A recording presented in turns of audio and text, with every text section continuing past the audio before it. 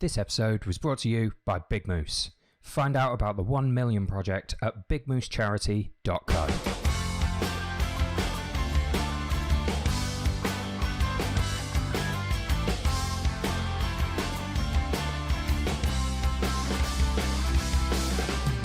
Pals, greetings. Greetings and welcome. Welcome to another episode of Everything Endurance.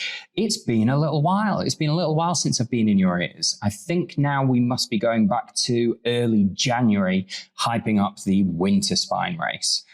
And I mean, what an event that was. Jack Scott, clearly related to the Terminator in some way. Other records broken all across the course. We had snow, wind, rain, all of the drama and epicness that you would expect from a spine race event. And this time around, I got home from that event with just about enough time to unpack all my kit, recharge all my batteries, clean all my pants, pack it all back in the big bag that it came from, and fly out to Sweden. This time for the first ever, the inaugural Montane Arctic Spine race. Now, when we first started putting out sort of promotional material about the Arctic Spine, there's a little clip where Phil describes it as a return into his roots. He's someone who came from a polar expedition and polar racing background, and he and Scott transposed that over to the UK when they set up the spine race. They wanted something with that same expedition feel, with self-sufficiency absolutely at its core, a hands-off approach to racing. This was taking that model back out to the environment that inspired it, and the conditions we had were just what you'd be looking for an Arctic experience. This was true polar exploration stuff. Like, you could imagine Scott marching across the tundra here. It got below -30 on the first day, and it did that again every other day we were out there. It got below -40 at one point.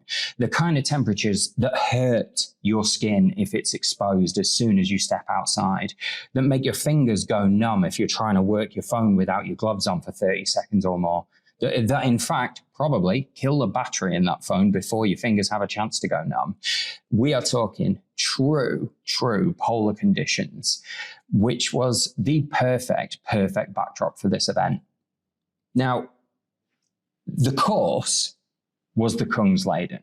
So similar into the UK, where you've got a point-to-point race over a colossal distance on a well-known national trail. This was the same thing, but in Arctic Sweden, the Kungsleden, well over 400 kilometers, and we'd allowed for up to 8 days for them to cover that distance.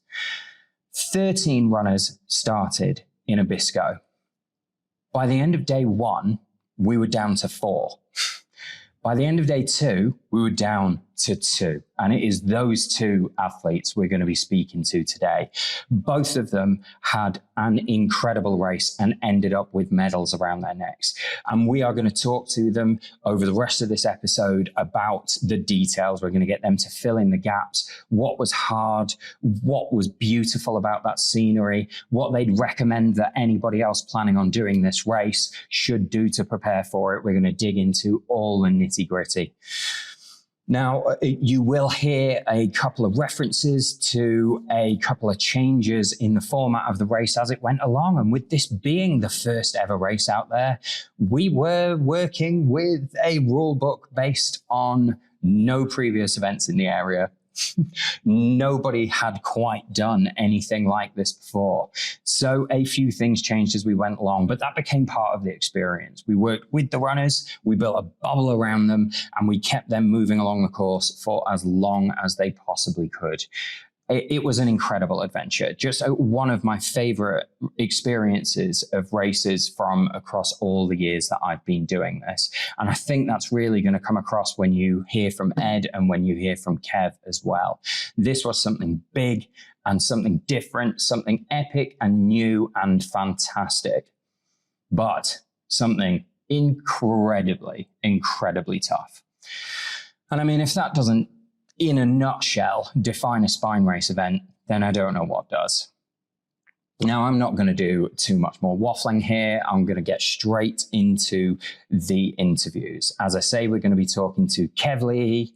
Kev Leahy was the last person standing. He covered the furthest distance, and he has set a bar which every subsequent athlete going out there will be trying to reach. Ed Sellon, the first person to complete the challenger version of the course, the slightly shorter version, and the first person to end up with an Arctic Spine Race medal around his neck. So enjoy the interviews. I'm done. I'm going to leave you here. But if at the end of these interviews you find yourself thinking, maybe I'm ready for this. Maybe I'm ready to sign up for this and take on an Arctic challenge of my own. Maybe I'm ready to be one of these Arctic Spine pioneers. Then have a look in the description of this podcast. You will find a link in there that will take you out to our registry of interest where you can sign up and we will get back in touch with you. Entries for next year's event are coming soon. Right, now this time I really am going to go. So stick with us. First, we're going to talk to Kev Leahy. Good morning, then, Kev Leahy. Kev, it's good to chat to you again. It's been a week or so now, probably nearly a fortnight now. Thinking about it, how are you doing? Are you recovered? Morning, Will. I am. Yeah, pretty much. I'm back. I've done a couple of little short runs. Had a couple of dips and stuff like that. Back to normal life really. Because since yesterday, I officially got back to Monday morning as a normal person again. I'm feeling good. Feeling good. Yeah, and your sort of endurance race experience went on a bit longer than the event itself, didn't it? Like I got the impression from our back and forth after the event that you were stranded in Sweden for a little longer than intended. I felt like you were never going to get out for a while. Yeah, the day you guys left, I unfortunately lost my phone on the trail. So I said I'd hang out in Yakvik. You guys left pretty early, and I had a lot of race gear that I hadn't sorted out. So I said, look, I'll chill here. And I chilled in Yakvik for a day and went down to Skidoo to try and find my phone where I camped on that last night, and it wasn't there. And then the next day I made a plan to get out of there, but the bus never stopped at the correct bus station. So then I found myself going hitchhiking like from Yakvik over to Luleå. But eventually the bus sent a taxi because it was their mistake on Google. So the bus sent a taxi and that picked me up, and then I got like 3 more buses over to Luleå for the day, like ate my way across the country. Every time I'd get off a bus, I was just eating with my 60 kilo of bags, and got to Luleå that night and booked into the Clarion and got into a sauna. The sauna was about 80 degrees, which was about 120 degrees warmer than I'd slept in 2 nights before. So it wasn't too bad. It was a bit of an adventure as well with the bags. I thought it sounded worse than what it was. I kind of enjoyed like going across the country, sitting on a bus and just kind of thinking about mulling it all over. And physically I wasn't too bad. You know, I was carrying the 30 kilo bags on and off the bus. It wasn't really beat up at all, to be honest. Yeah, I mean, you were in remarkably good nick when you got in. You know, we'll come to digging into the actual race experience a bit more in a minute, but I was still really, really stunned. Like, I remember of course you started looking a bit more tired as the event went on. You know, you were barely sleeping out there and it was minus 40 degrees at times, but you were in remarkably good nick at the finish line. I mean, that's how it looked from my side anyway. Is that a fair assessment? Yeah, no, it was. Yeah, like the last, I was able to take it a little bit easier, I suppose, in the last day. I don't know if I might have got that extra hour sleep as well in the last night. I was like, look, I treated yourself. Yeah, 3 hours. Well, I kind of wanted to be finishing daylight. I had a rough idea of my times and stuff like that. So I think I did take that extra hour, like about 3 hours sleep on that last night. When I cruised to the finish line, you know, I wasn't racing in the last bit. I was actually skiing. I was sliding and stuff like that. I was feeling quite good. No, I was tired, but I was happy to be finishing. And I think the conditions, it was snowing when I finished, but it was nice and icy on the ground anyway. So I was skiing on a lake for a while, and yeah, I was feeling pretty good. Just happy to see all you guys too, and knowing that the beer was cold and that the pizzas were in the oven. It was nice. I don't think you could have found a happier race team that morning either. Everyone was so pleased for you coming in. And, I'd just been out to the supermarket and bought 3 pizzas just in case you were very hungry. Like there was no way that we were not going to have dinner prepared for you and a beer available the second you got in. But that was great. And you were really making good time that last day as well. The team was spread out a little bit doing odds and ends and errands. We were like, no, everyone back now. Get back now, everyone in. Like, he's going to be here way earlier than you think. And yeah, you just came steaming through. It was a party. Yeah. So, well, thank you for that. But that's skipping way ahead. I want to go back a bit further. And given it's the first time I've sort of spoken to you in this podcasty type way, I want to go back a lot further than the Arctic Ultra, if you don't mind. The Arctic Spine, rather.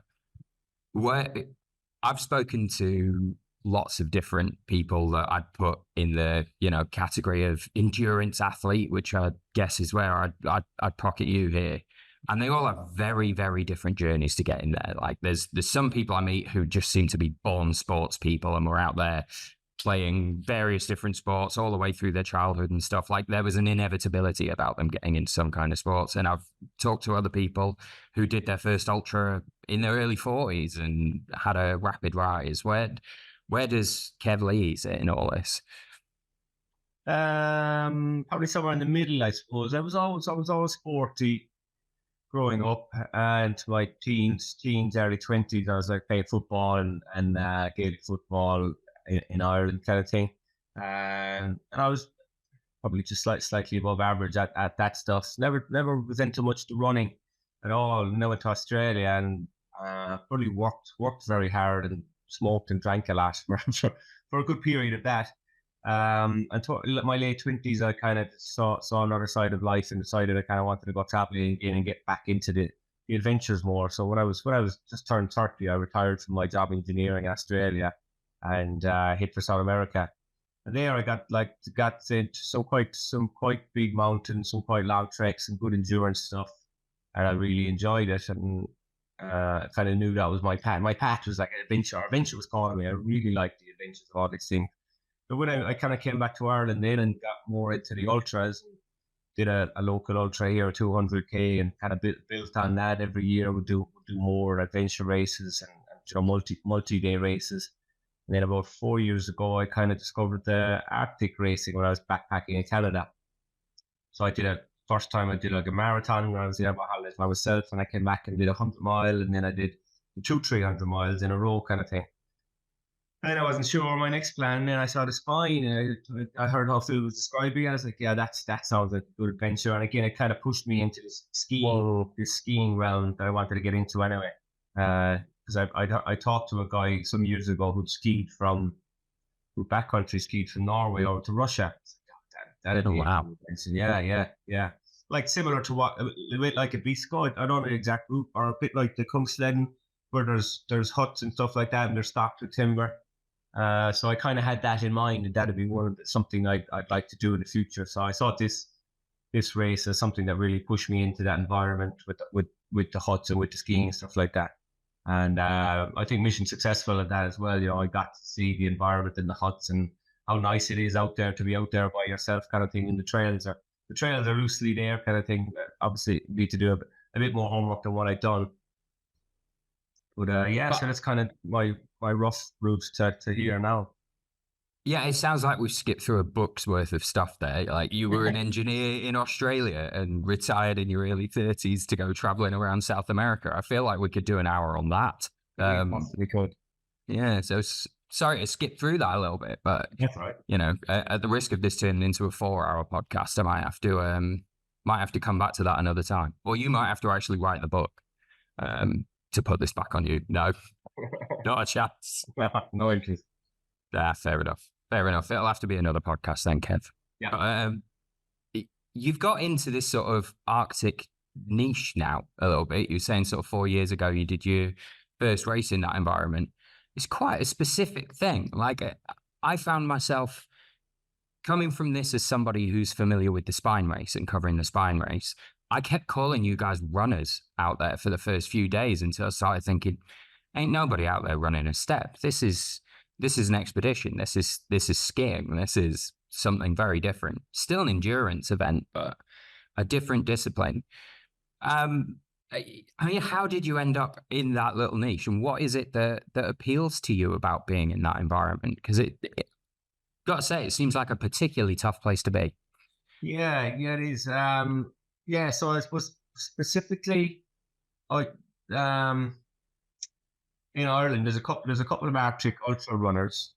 One of them, Paul Deese, who's kind of reasonably local to me. He ended up giving a very small presentation one time, a good 3 years ago, about he'd done the 6633.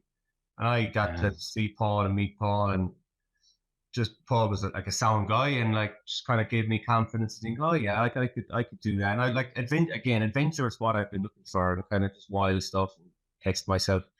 So after meeting Paul, I was traveling in Canada, and I knew I had some contacts up at a place called Whitehorse up in the northwest of Canada in the Yukon territory, and it was -30 up there. It's like I was backpacking myself, I had no plan, so I just flew up there to check it out and meet an old friend that was there anyway, kind of thing.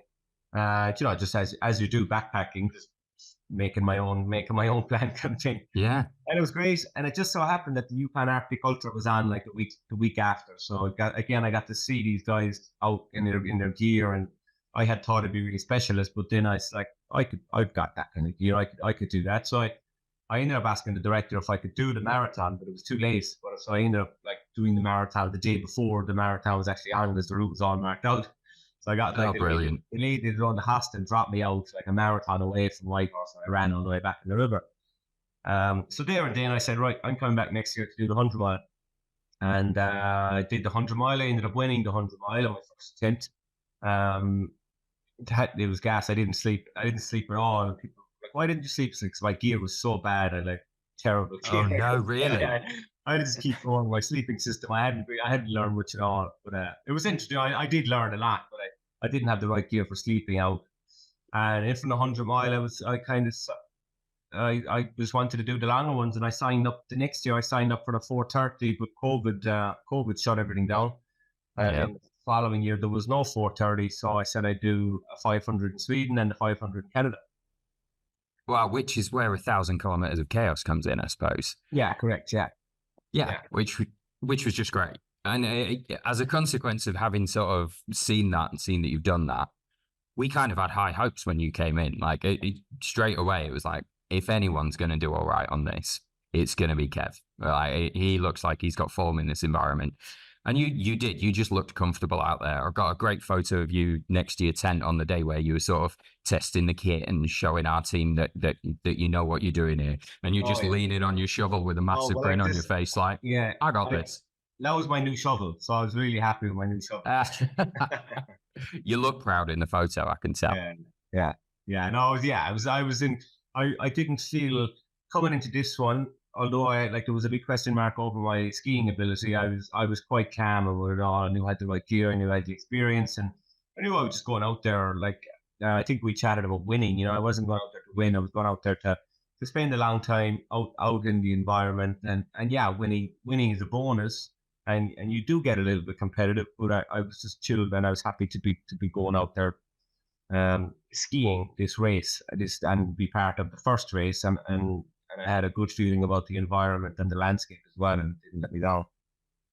Oh, no. I mean, incredibly difficult, obviously. And I say that having seen the photos and heard the reports, and mainly been hanging around in a delightful heated cabin while you were out there on the first couple of days. But, I mean, from what I saw, it looked absolutely incredible out there. And it's good, really, that after that really difficult experience, because there was nothing at all looked easy about what you guys were going through out there, that your first go-to when you talk about the experience here is the scenery did not let me down. Like, it was great out there. Can you describe it a little bit to us? Because I'm forming an idea based almost entirely on the photos I've seen from up there and the playlist that you made for me that was put together from songs you were listing out there. And I'm sort of putting two together and going, that must have been incredible. Yeah, it was incredible. There was a lot of times we were walking through these valleys, so there's big mountains, like you're just walking through this dip in a valley, massive mountains either side of you. And a lot of the time I was the first person to walk there, so I was breaking my own trail, and you look back in this valley and you can see your own trail winding down. It's picture perfect thing. And at night in the northern lights, I didn't see super northern lights, but they were definitely out, like twinkling a couple of times. And you get this moonrise as well, which because the latitude you're at, the moon only pops up for an hour and a half, and then when it's really cold, the moon gets a kind of halo around it as well. So I remember there was a really small crescent moon.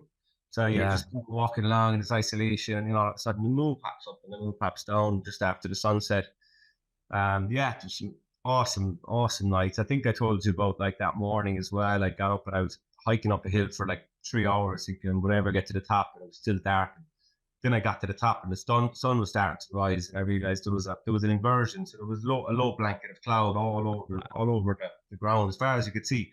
But then there was all these mountains and hills popping up, like snow-capped mountains popping up. And I had good music on, and I was just skiing back down the hill, back into the cloud. I was like, awesome moment. Like, and the sun was rising. It was nice. That's incredible. Yeah. Yeah. The way you tell it, I can picture it. It sounds absolutely beautiful. Yeah. So you don't, like, sometimes you have to be racing to. I think you have to be racing to put you in those things, because you don't generally get up at 5 o'clock in the morning to be on top of mountains and stuff like that. That's sometimes why the racing is good, because it puts you in these environments. It's just everyday life for the very average person. Everyday life, you don't end up getting up for sunrises, and you miss all these beautiful moments. But when you're racing, you catch yourself doing the weirdest things at the weirdest times and the most beautiful settings. Yeah, you're absolutely right. And you're going to remember that for a long time. Like those kind of really affecting, moving scenes like that stick in my head, and I can see them when I blink. Yeah. Like one was, I suppose, I'd never seen when I was in Canada and I did the first 100 miler. I hadn't seen the Northern Lights, and I'd always kind of avoided seeing them. I think for the couple of nights before the race, the people at the house said, "Oh, the Northern Lights." I was like, I'll hold tough. And I had a feeling I'd see them during the race, and lo and behold, I was like winning this race. It's minus 25, minus 30 degrees, and I was happy enough cruising across this lake, and I just look up and really, really good Northern Lights. I was like, this is why I do it. It was class. Brilliant. I'm really glad you got to see the Northern Lights at least a little bit this time around as well, because I'd raised that on social media just thinking, oh, that's nice. Because there was a night where I was in Kvikjok and we had really strong Northern Lights, and you weren't that far from us. And I looked at the maps and I was like, I bet Kev can see this. Like that's a nice thought. Wherever he is right now out there on the hill, I bet Kev can see this. And I happened to mention that in the post on social media. And for the next 24 hours, I was getting questions from people I didn't know coming through on Facebook and Instagram going, did he see them? And I'm like, oh God, I don't know. I hope he did, but I've got no idea. Glad you did. Yeah. I was getting good glimpses. Well, good stuff. There you go. We were worried about you while you were out there. You know, he's under these Northern Lights too. Yeah. My mom was pretty worried about it too. Yeah, no, I bet. And I've covered a lot of races between sort of the Spine and beyond the Ultimate, and I've seen some fairly hairy conditions, and obviously you can't watch a winter Spine unfold without seeing endurance, without seeing suffering. There is always some of that mixed in there, but this was something else. I mean, in terms of the logistical difficulties that you as athletes were having to deal with out there, the checklist of decisions and tasks that you have to perform over and over again to achieve even the most basic stuff. That's what I kept coming away thinking about. Like just deciding to get out of your boots. There's a couple of extra moves here. Am I going to go down to bare hands here? Am I just going to go down to liner gloves? Am I, how am I going to go about it? I want to cook a meal. Well, that could be 45 minutes work. Getting everything set up, getting my tent built, getting the snow dug out. I think I'd have found this, obviously physically, it was incredibly hard, but I'd have found this impossible. And what's your experience of that like from the other side? Because it's that aspect of it for me that looked the most challenging, is that constant requirement for you to be focused in some way on what's going on your condition and the admin that is required. Is that what it's like from the inside? Yeah, look, it's constant. I suppose it's constant. constant presence, I suppose. It kind of focuses you to be present and to be just focused on your survival. And like, yeah, like I think, you get a good idea of the amount of things you have to think about. It's like, okay, headlight batteries. Like for me, it's charge my music, charge my USB charger to charge my music. Okay, when am I going to eat next? How's my water looking? How's my fuel looking? When was the last time I ate? When was the last time I drank? Am I sweating? Am I moving too fast? Am I moving too slow? GPS. Okay, I need to change the battery in the GPS. Okay, that's frozen now. I need to defrost that. So they're all little logistical things but they keep you in the here and now kind of thing. You can't be thinking about your Facebook account or your business or your partner back at home or something like that. They keep you just focused on survival. And I think I really enjoy that. It keeps you present for almost 8 days kind of thing. It keeps your mind off other things. And you don't have a phone or any of that stuff too. So it's an element. I suppose it is hard. I suppose I do seem to be quite good at it because I'm able to survive it, and I get into the checkpoint and I'm chatting to you, but I'm able to say, okay, I've kind of run through it quite a bit before I get into the checkpoint. Okay, first most important thing is get everything charging, because I know I'm probably only going to be there for 45 minutes. Like really, I only spent over the whole race, I only spent about 2 hours actually charging things kind of thing. So that was like 4 interviews with you. That's always the most important thing immediately when I get in is that, and then maybe let your feet out to breathe, and then food, and then once you've all that done, you're just kind of repacking, getting ready to go again. And I had a good enough system in my pulk where I kind of was able to tell what I'd eaten, and I was easily able to top up again kind of thing. So I suppose the experience I'd had from the other 3 or 4 Arctic races definitely helped me, because there's nothing worse than when you've left the checkpoint for an hour and you're like, oh no, I forgot to bring that, and you're not going to see that bag again for 2.5 days. Yeah. But it's in terms of being on your own out there on the trail, that's what you were talking about here. Like on a spine race, as a rule of thumb, if somebody's been through a checkpoint, I'm probably going to see them within the next 24 hours at the next one. This was like, could be 2 days, could be longer before we see Kev again anywhere significant. There were the roaming team that were moving with you and bumping into you at the refuge huts and stuff like that. But in terms of actually getting your hands on a drop bag and being able to reset your kit properly, 2.5 days every time. I was barking. You really were on your own out there in a very real way. Does it feel that way while you're out there? No, or just does the presence of the tracking and the team around you keep you a little bit connected? I'm not, to be honest, I'm not really feeling too isolated. I'm not really like, I think if I got everything I've got my batteries charged, if I've got fuel in my stove is working, if I got food, it's like I'm self-sufficient here. I've got a sleeping bag. If things go badly wrong, I'll just up into that sleeping bag and sleep. There's really, I've kind of got everything I need, and I've got confidence in that and my ability and confidence in what I've done, I suppose, and the amount of in the quantity of sleep I need or don't need. That makes me pretty confident that I can always kind of survive. And you really didn't seem to need much sleep.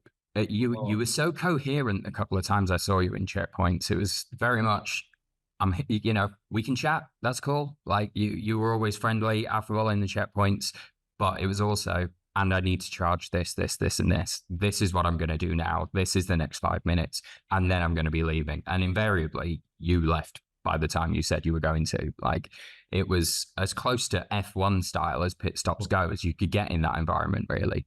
Now, I think that impressed everybody. It made us feel secure in you.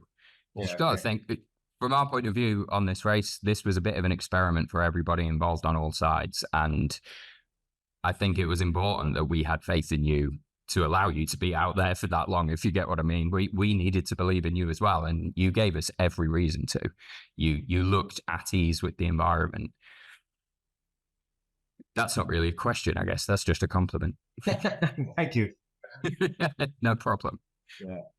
Yeah. So again, I've jumped drastically ahead, I think, here. I'm going to go back to the start line a little bit and go back to the beginning of the event. there wasn't a huge field, obviously, and that makes sense. I think Phil had said right from when we recorded the first promo over a year ago that he wasn't sure if anyone was going to be able to make this. And, I think naturally as a consequence, we were then not going to have an awful lot of people bonkers enough to take it on. But there you and a sort of dozen other people were. And then that first 24 hours, I think everybody, race team and competitors, all the same, realized just how hard this was going to be. So you set off down on the Kungsleden, scooting out there on your skis, a party atmosphere at the start, and then things got a bit tougher, didn't they? So what was that first 24 hours like? The first 24 hours, let me think, 9 o'clock in the morning to 9 o'clock. So the first day was grand. Because I had this, because it was my first time on the skis. I had some issues with ice sticking to the bottom of my skins and my skis. That kind of slowed me down. I took off with Joe and Bartley. And we were a nice little team. I think the two lads were strong, and I thought, this is good now. It's slow to break. We'll be a good team kind of thing. But then, because I had issues with my skis, I was slower than the guys, so I kind of got stuck out there by myself, which was totally fine. I was kind of happy enough. Like, right, I kind of figured out a system for using the side of my spoon for scraping the ice off the top of my skis, and then I figured out why it was happening, kind of thing, when I'd go through this kind of overbreak, icy, mushy stuff. So I learned that in the first day. Okay, avoid that, and then you don't get ice. I still haven't learned the physics of why it happens when you go over that ice. I need to research that. But so that made me a little slower than the lads. And again, the GPS is, there was a bit of difficulty with the GPS and the route, stuff like that. So it was kind of confusing. It's like, if I got the wrong GPS, or if I got the wrong tracker, or what's going on. But all told, got to Hut 1 in good spirits. I probably got there about half an hour after Bartley and Joe and the boys. Boys were a little bit cold, maybe a bit of frost in it. I suppose in that time I had lost my tracker. I'd taken my tracker out of my bag one of the times. I stopped. I forgot about that. Yeah. So that was another thing that kind of went wrong for me in the first day, because I took a few things out of my bag, and I was fast in the skis, and I started going without my tracker. So that was another little bit of hardship, but it wasn't. It was all good at Hut 1. I was feeling all right. I didn't have my tracker, so I had to go with someone. So Bartley and I set out, but we ended up following the skidoo trails, and we were back down the hill. It was like lovely downhill. But then we met Rob, and it's like, it turned out we were going the wrong way. So that was like an hour back. Ouch. Yeah. But then you got reunited with your tracker as a consequence. So that was positive. So that was positive. And I was happy with my tracker, because, again, they said if I didn't have a tracker, I needed to stay with someone, but I didn't want to be interfering with Bartley's race kind of thing. But anyway, we got up back the hill, and myself and Bartley head off again. This time we followed the route, and we were proper breaking snow at this stage, and we probably did an hour. But Bartley was getting a bit worried about his tongue. So we had a meeting, and I said, look, I'm keen to go on. I'm not tired. Like, I know that if I stop and set up camp and I'm just going to be lying down, not sleeping, then it'll be a waste of my time. So Bartley said he was going to set up camp. I said, fine. I asked him if he wanted help. He said, no, he was good. And that was fine. I cruised on. And it was about 2 or 3 hours of heavy uphill breaking snow by myself there. And I was like, when I get to the top now, there'll be a downhill, and that'll be nice. But the downhill was treacherous. It was heat. It was deep snow. It was kind of across a hill. It was tough navigation, and I thought there'd be a nice cruisy downhill. And I said, and then when I get to the bottom, I'll camp. But there was no place to camp, because it was all kind of on the side of the hill. It was 2-3 foot of snow. It was rough, and it was slow. And I started off with my pulk kind of, it's probably a bit top heavy, so I think the center of gravity was a bit high. So when I was cruising down some of these slopes, it was kind of going down sideways, and my pulk kept falling over. So it was just that made things tricky. If I was to go back again, I think that I definitely would have had a better run at it, navigationally, and my pulk might be not so top heavy. So I camped that night. Didn't realize that I got down to I camped late that night, probably 6 o'clock in the morning, maybe 4 o'clock in the morning. I didn't realize it had got down to -30. but I got up, and again I could see the surroundings, and it was gorgeous. Got up, I was pretty cold and miserable. I considered pressing the SOS button, but I got my gear on. Once I got going, I was like, oh yeah, this is great. So happy days. I was away again, looking back up. There was no sign of any competitors, which I was surprised at. But that valley was absolutely beautiful. And I cruised on, and I got to Tarmacadam Road. But then I took a wrong turn. It was just my GPS just wanted to take me this other direction, and there was red X's going both ways, and I took a wrong turn, and that cost me a good few hours. Like that was upsetting. So I've probably gone about an hour, 2 hours off track, and I had to come 2 hours back to track. I was pissed off. But then I got to Hut 2, and I just got there at the same time as Rob, and they said, "Oh, whoa, you're winning the race." I said, "Whoa!" It's like, what? Where is everyone? And from there, then by that time, mainly back in Abisko. Yeah, it seemed to. Yeah. And from there, then I think they extended some of the cutoffs, and we were cruising along at a good old pace. But then we hit more snow, hit more trail where I kind of went ahead of Rob, and there was a trail that had no skidoo had been over. Like, it was nice for a while. It was like 2.5, 3 kilometers an hour, good pace. It's like, oh yeah, we're going good here. And then all of a sudden there's a left turn, and I think that thing hadn't seen a skidoo. We had to go over this weird fence, and there was supposed to be a road on the GPS, but there was no road. So I was like uphill, breaking snow again. It was less than half a kilometer an hour for hours and hours and hours. And by this time Ed kind of caught up with me, and Ed was not far behind me. We were breaking snow, and navigation again, it was really, really, really difficult. There was heavy snow. I was breaking the snow. It was cold. I was tired again. But after about 3 hours of messing around, going down this really steep, dodgy hill, and my skidoo or my pulk falling over about 300 more times and breaking and zipping, we found these huts. And in fairness to Ed, he was looking for, I was like, there's going to be nothing open. And Ed persisted, and he found the open one. And we got in. I just got straight into my sleeping bag. I was trying to go to sleep. Ed was trying to light a fire. I said, I just went straight to sleep. And had a couple hours sleep, and got up and would say, right, what are we going to do? I said, we'll persist to checkpoint 1.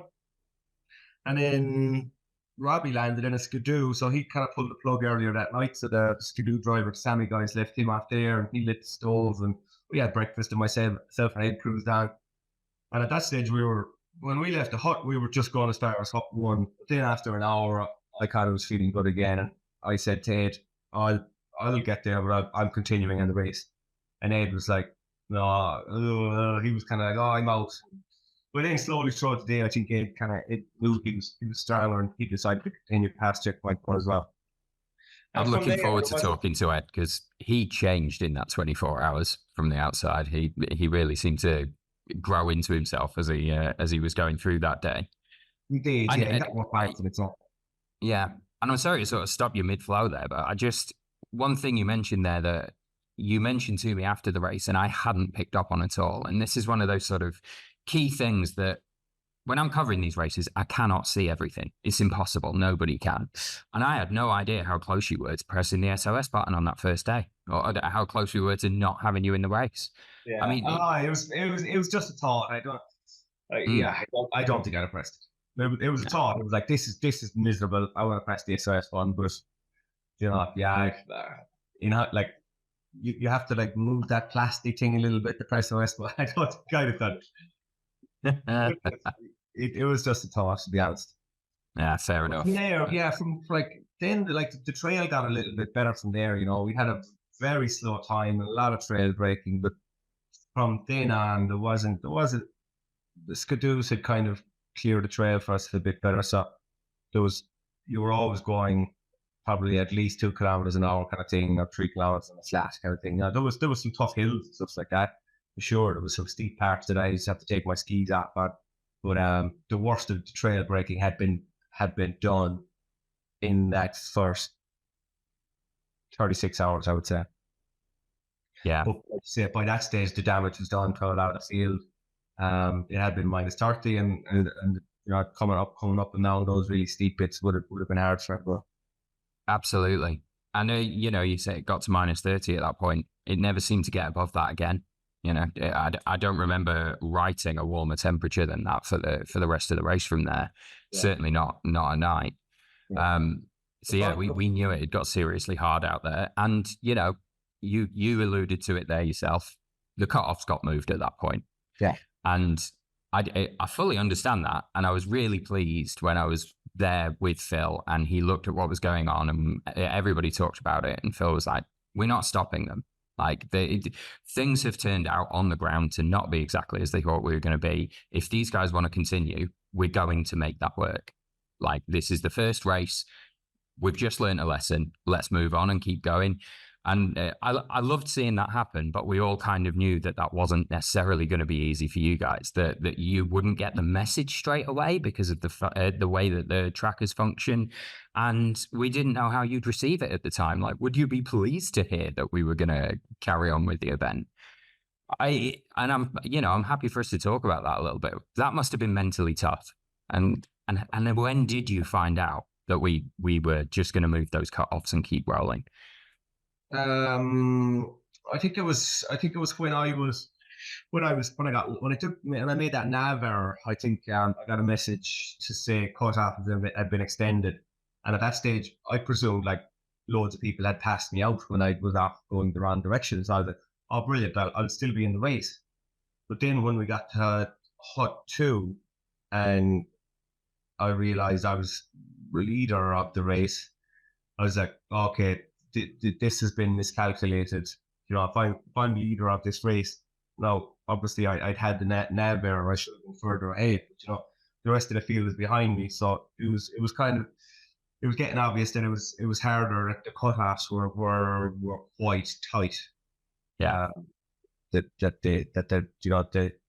probably hadn't known as much, or just the rates they might have put to some part of the trail. We were much slower than what had been anticipated. Because again, it's hard in winter. If a skidoo goes through, then you can cruise really fast. But some of these trails hadn't seen a skidoo for weeks. So there was like 2 or 3 foot of fresh snow. Yeah, and I'm not sure anyone had foreseen that there would be quite that much snow plowing involved for you guys up there, and that changed things completely. But yeah, I mean, from a mental point of view, as an athlete in the race, were you relieved to hear that you were going to get to carry on, or I'm just fascinated by yeah, definitely. how that came through. Yeah, I wanted, like, I can speak for myself. I was happy. I wanted to keep going. Yeah, I didn't want to be cut off out of the race after a day and a half. I don't think that would have been good for anyone. Not for me, not for the spine, the race itself, or anything. It needed to keep going, and it was no secret that we were the guinea pigs. And I was happy to be the guinea pig and just be out there for 8 days and see how far I could get. And that was kind of what my intention was. It's like, just let me keep going and see what I can do. I push as hard as I can, and the end result will be me pushing hard for 8 days, and I get where I get, kind of thing. That's kind of the feeling I had where it was going. Yeah, that was very much the feeling from our side. At the point when that decision was made, we weren't even really thinking much further ahead than the next 24 hours there. We were like, we can't really plan exactly now. We're going to clear the decks, throw out the rule book, react to what's in front of us, and just keep going and work with you and work with Ed and give you the space to do what you wanted to do, And there really wasn't much planning beyond that at that point. We just built a system around you guys and kept going as long as you wanted to go. And that was as much of a plan as we had then, which is, I've never experienced anything quite like that from the point of view of being among the race organizers. That must have been an odd experience for you as well, really. Just not sure exactly where the goalposts are now. We're just going to keep pushing and see where we get to. Yeah. Yeah, it was well, it wasn't an everyday experience, but it was something I was comfortable enough doing. I was because I had that good mindset out there. I was like, oh yeah, I can be I'll happy to be out there for 8 days. We like Phil had said, we don't know if this race can be finished, and I just said I'm going to give it my best crack for 8 days and see how far I get, kind of thing. And it's kind of, in fairness, that was that was a possible scenario going into the race. Was like, fuck, we don't know Oh yeah. how far we're gonna go, but I may as well just try as hard as I can. And then it ends up being kind of a last man standing attempt. For sure, I wouldn't have thought I'd be the only person there after 5 to 6 days, but it was where I was, and I look back and I have no regrets about anything that happened in the race. Yeah. So I think I had to write a little report from Montane, or what would I do differently? I'd probably research the route a little bit more. I'd done no research in the route, I suppose, just thinking I could rely on the signs and the GPS, but that wasn't. In hindsight, I would definitely do some more research on the route in the summer and the winter, and kind of be able to distinguish between them. Yeah, makes sense. And I don't think you're the only person who's come away from the race thinking about that. But no, that's good to hear. Like, I wanted to hear how that experience was from your point of view, because it was totally unique, and I'd never been in a racing environment or expedition environment or anything else where quite that had happened. We're like, we are taking care of Kev now. Whatever he needs, we are moving the team with Kev and for where he needs to be. And that was the only focus for anybody. So it's about the most invested in an athlete I can ever remember being in a race. And I get very emotionally involved in these events. But absolutely fixated on your little dot. Yeah. Yeah. So, that's sort of the logistical reality of what was going on out there. And I'm speaking here purely from a layman's perspective, not having pulled a pulk in my life. I've only been on backcountry skis twice, and that's my entire skiing experience.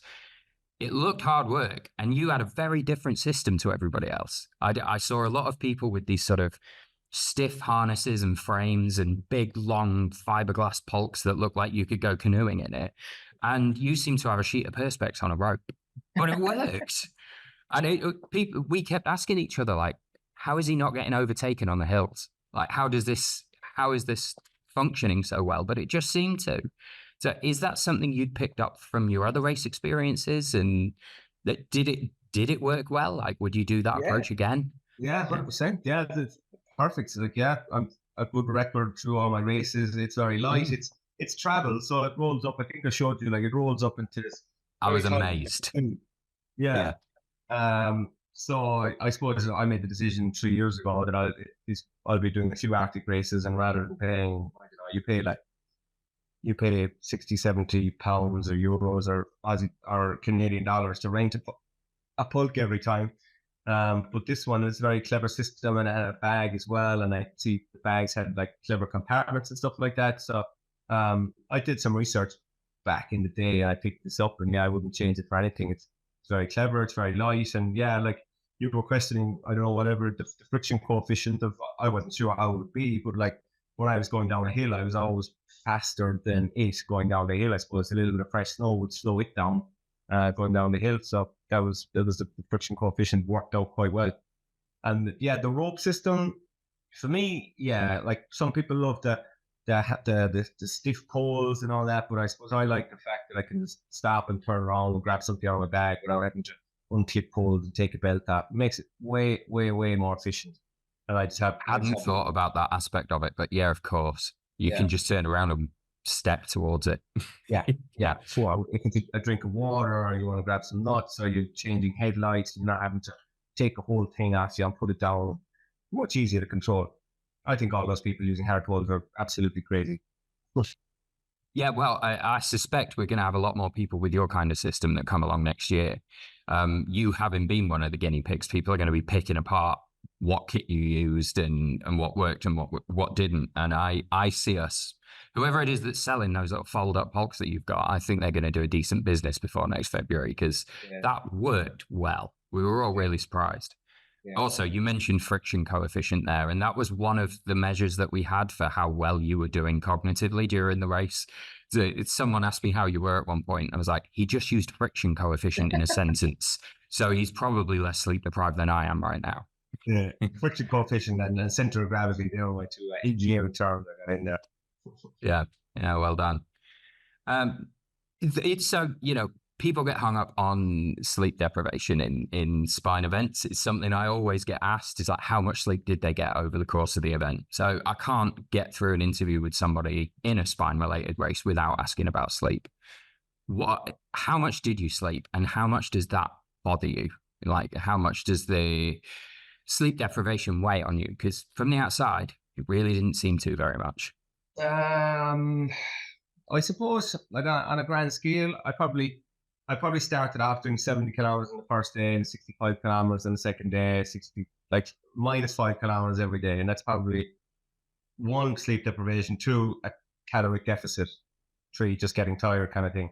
So you are slowing down the more you're doing it. But like you see, I'm pretty alert. So my kind of system is, my rough plan is to go as far as I can until I really need sleep. So that means that I'm pretty much so I'm not walking fast enough to be efficient. So then I'll stop wherever I am, or a decent place, and sleep for about 90 minutes on average. So let's say if I happen to be racing or a party to go to, I'll sleep for an hour.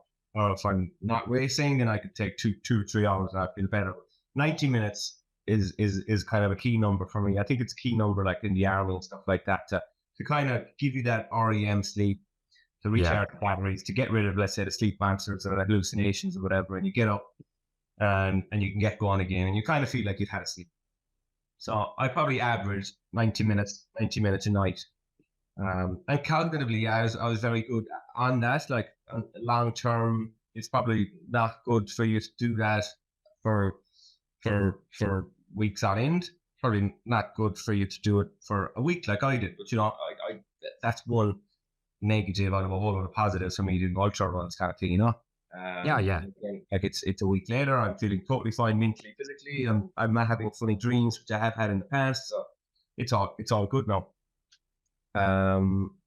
So yes, so 8 nights. I was out for 7 nights, started an hour and a half. So I probably slept 10 and a half. I probably slept 10 to 12 hours in the 8 days of racing.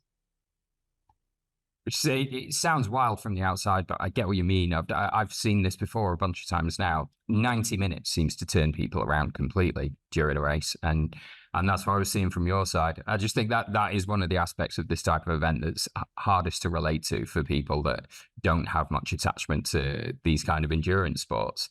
It's that it definitely, as you said, not something that you can keep going for a very long time. There is a cut-off point where your performance is going to start to degrade, but yours, it didn't seem to be happening very quickly with you. I didn't see any sort of sudden deterioration during the event. It struck me that you had experienced this level of sleep deprivation before, and that came across in how you performed. But some people seem to be able to cope with that cognitive difficulty better than others, and you just really seem to. I don't remember you talking slowly. I've interviewed people before where they're on a satellite delay, and I know it's just that their brain has slowed down a lot and they're taking longer to process everything. You were sharp, or sharper than me, every time I saw you. And is that just something that comes with practice, do you think? Just having experienced it more? Yeah, I suppose, I don't know, is it some innate thing in me as well, kind of thing? I'm okay at doing it, and certainly, yeah, having done it a bit and having the confidence in the fact that I can do it. Yeah, it's probably a bit of all of the above.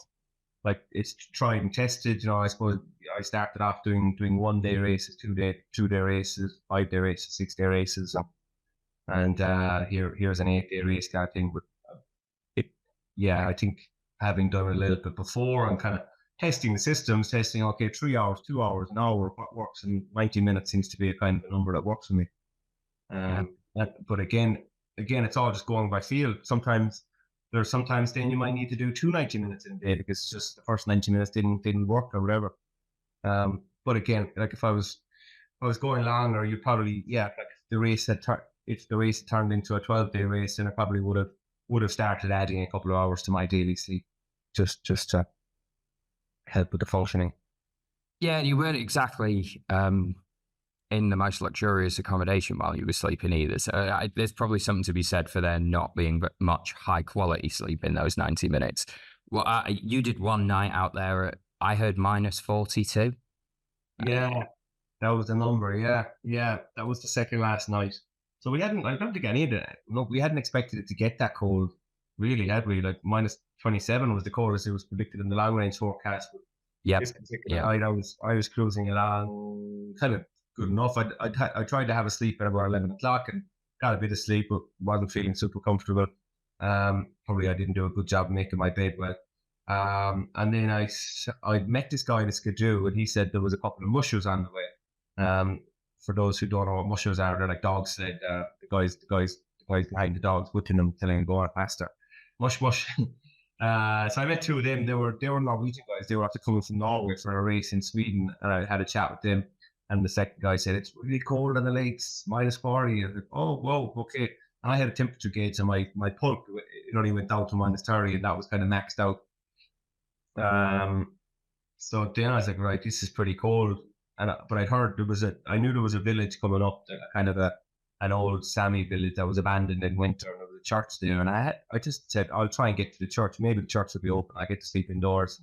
But I was getting this was like 3-4 hours away. I was getting pretty tired. Well, I kicked down to the church anyway and found the village, found the church. But lo and behold, the church was locked, and there was a little wood storage place next door, which kind of didn't look very comfortable. I was kind of locked as well, full of wood. And so the step of the church, I shoveled off the snow from the step of the church and set up there. Because I knew I had to sleep. I was either going to keep going and fall asleep standing up, which is very dangerous, or get into my sleeping bag and kind of be on a somewhat raised platform. So I set up my mat and got into my sleeping bag, and I was worried enough about my feet in particular because they were really cold, and I was trying to move my toes as much as I could, move my ankles, and I curled up into a little ball and ended up falling asleep. I woke up and kind of popped my head out of the sleeping bag, and it's like, it was a nice day, and I could feel my feet and my ankles were moving, and I was like, brilliant. I'm alive. Always a relief. Yeah. But it's interesting. Like looking back now, it's interesting to know that one can sleep outside in a bag, in a bivy bag, in a sleeping bag at -40. Yeah, which just sounds impossible, really. But there you were. That was the lowest we saw you during the event as well. I think there's a little interview not long after that we really hummed and hawed over whether we were even going to put it out, because you were just sat there in the snow digging ice out of your boots with a spoon, and you just had this incredibly cold night. I was what happened there? Like, I had the incredibly cold night, and I was all good, and I thought I had about 30 kilometers to go. So I kind of thought, oh yeah, I'll finish this tonight. I'm not going to end up sleeping in the Arctic again. And then it turned out, due to just I suppose an error between the winter route and the summer route, that I actually had 45 kilometers to go. And that really that was frustrating to hear. That mistake had been made. So it just meant I had to recalibrate everything, like my lighting system, like my batteries. Okay, I was going to sleep again. Did I have enough food for that extra day, kind of thing? Just put me out there for an extra 12 hours, and it meant an extra sleep. And I had to process all that. And I suppose the poor Sammy and the poor medics were the ones to break the news to me, so they didn't catch me at my finest moment. And then like my boots had frozen, because I'd slept at -40, so things were really like my GoPro wasn't working, and loads of other things that just don't, like, when you get below -25, loads of random things don't work, like zips don't work, and things that normally work fine just stop working. So a lot of extra stuff kind of went wrong, including my boots being like icicles. So I have, like, in that particular video, I was putting the hot, the hand warmers. The hand warmers. Yeah, I was having to crack the hand warmers and put them into my boots because my boots were like freezing in the top of my feet and crushing my toes. So that was very tough. And that was the top of knowing, right, I'm sleeping out here again tonight because I've kind of got an extra day of racing. That 15 kilometers isn't just an hour and a half like it would be if I go for a run now. 15 kilometers can be probably 6-7 hours depending on the condition. Yeah, I'm kind of sorry we happened to catch you with a camera in that moment. That was a lot to take in. Yeah. But, the next time I saw you was the finish line, or your finish line. An odd situation again, in that we kind of chose it together, seemingly. The conversation was had and it makes sense. We either keep rolling this race and it might go on for another fortnight, or we choose a place where we're all comfortable. And yeah, Yakvik turned out to be it. So how was that last morning? Because that's got to be an odd race win, crossing a finish line that you've kind of arbitrarily chosen there. You were the last person standing, so you were no doubt you were the winner. You'd finished, you were getting the medal, but another unique experience at the end of a string of those. Yeah, certainly. Yeah. Look, I suppose through conversations with Phil all along, there was talk about extending the races and stuff like that, and I was up for going 9, 10, possibly 11 days kind of thing. I knew I would have had it in the tank, but the more I went on, the more I knew I was slowing 5 kilometers a day, and there was still some question marks coming up about the route between winter and summer and stuff like that. So I suppose I was thinking in my head that with me slowing, with these question marks about the route, this could turn into 12, 13 days. And I didn't have food, and I suppose 12, 13 days was a bit long. I did 8, I could do 10, 12, 13 with a question mark over it. It was just a bit long. So I think, with Phil, we all agreed, let's see how far I can get in 8 days kind of thing. And it just happened to be checkpoint 2, 300 kilometers. I think that was a good number. Finished in 8 days, used a lot of my food. And Yakvik was an interesting place, because if it wasn't Yakvik, it was going to be the next hut, which was another 90 or 100k on again. So again, that was another 2.5 days. And probably wouldn't have had the supermarket next to it for us to get all the pizza and beer that we needed for the finish line. You know, you'd have been in the middle of nowhere. Yeah. Yakvik is isolated, but I heard those other towns are very isolated. Yeah, very much so. Yeah, I was glad we at least managed to. I'd have been gutted if you'd have crossed the finish line. We were like, yeah, sorry, there's no shops around here. We're still on freeze-dried food. Yeah. Let's party. Even getting out of those places for me, like the day after, the Yakvik had one of their bus service, but I imagine the rest of those places don't have any buses or much of anything going on. And there you go. We've come full circle. We've now come back to the beginning of your immense journey home after doing all this as well. Yeah. Wow. Amazing. Look, Kev, there's a serious risk there of me talking to you for the next 2 hours about this, but I've got an interview with Ed and an interview with Phil to fit into this episode as well, so I'm not going to keep you much longer. But for the benefit of anyone, like I imagine somewhere out there, there'll be somebody who asks you to pick apart your kit list and talk about all that kind of stuff.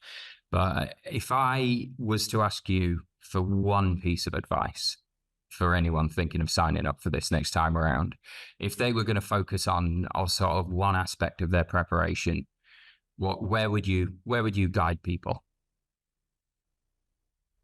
I'd say get into some winter conditions.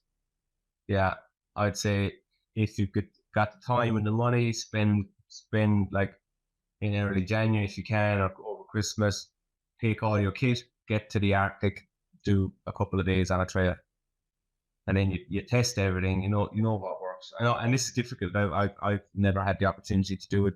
I've always kind of gone in blind from Ireland to these places. But if someone wants to have a good shot at finishing this race and they haven't done an Arctic race, you have to get yourself into the Arctic conditions and test your kit, because you can read all you want, but glove systems. So you can read everyone else's glove system, but you've got your different circulation system than everyone else. So 2 pair of gloves for you that might be enough, but or it might not be enough. With 2 pairs of gloves for someone else, or all they need to keep them going through a race kind of thing. So you need to test your own body with these materials in these conditions. Yeah, sage advice. Yeah, and from our expert, if I'm going to leave with one sort of note here, it's that what you did was astonishing and was an amazing journey. I'm really glad that I was there and that I got to see it happen. It was really unique, and you have set the bar now. Whatever structure this race has next year, like whatever happens the next time we take people out there, Kev has set the mark, and that's what people are going to be aiming for. And I think, honestly, that mark's going to take some beating. Yeah. Yep. Again, not a question. I think just a compliment. Yeah. Thank you, and I wish you go that next year all the best as well. Amazing. But just thanks very much, Kev. Thanks for being there. Thanks for putting yourself through all that. I know you didn't do it for us, but it was an amazing experience from both sides. And you've proven yourself to be incredibly tough, incredibly resilient. I think I prefer that word. Yeah. So no worries. I'm going to let you get on with the rest of your day, but thanks very much again, Kev. I've really appreciated chatting to you again. Thanks, Will. Good morning then to Ed Sellon. Ed, it's really good to talk to you again. We were just saying then it's not been that long, but it feels like weeks, months even now. How are you? Well, it's great to see you. Great to see you. Yeah, I'm really well, really well. I've been through all the usual phases of withdrawal from such an adventure. The sheer hunger, the sheer tiredness, the sort of wanting to talk about it every 2 seconds. Absolutely. If I were you, I'd still be walking around with that medal around my neck. I'm not even joking there. I think I had mine on it for at least 2 days at work after I got back from the Ice Ultra. I had dinner the other night with my 2 teammates in London, and we obviously I took the medal, and it was a really good debrief and great to get everyone else's perspectives on the adventure we had. Oh, it's great to talk to you after you've spoken to them as well, because you'll have a bit of their perspective in there, I guess. And for anybody listening who doesn't know, we will get into this a bit later on, but it will become clear as we talk that the race that you had was not the race you quite thought you were going to have on the way in. I think that would be fair to say. Yeah, that's fair enough. It was definitely a step into the unknown, but that's wasn't that the point, really? Ultimately, yeah, I suppose it was. But yeah, that's skipping ahead just slightly. We'll go back a bit. In terms of decompressing after one of these events, obviously, while we were off in the Arctic, the wheels kept rolling for a while after your experience had stopped. And I remember asking one of the medics at some point, like, "Oh, is Ed still in country? Is he around?" And they just went, "No, he's back at work." It's like, what? So, did you just fly back, land straight back into a shift? That's how I heard it. Yeah, I flew back, landed, got the first flight back to Heathrow, and by lunchtime I was seeing patients, albeit with a face mask because my nose and my lips were so unattractive and dry and had sort of brown tip on the end of my nose. And wow. I'd gone up a glove size. We had to wear gloves at work, and I'd gone up a glove size. My fingers were so swollen. But anyway, back to normal. But that's crackers.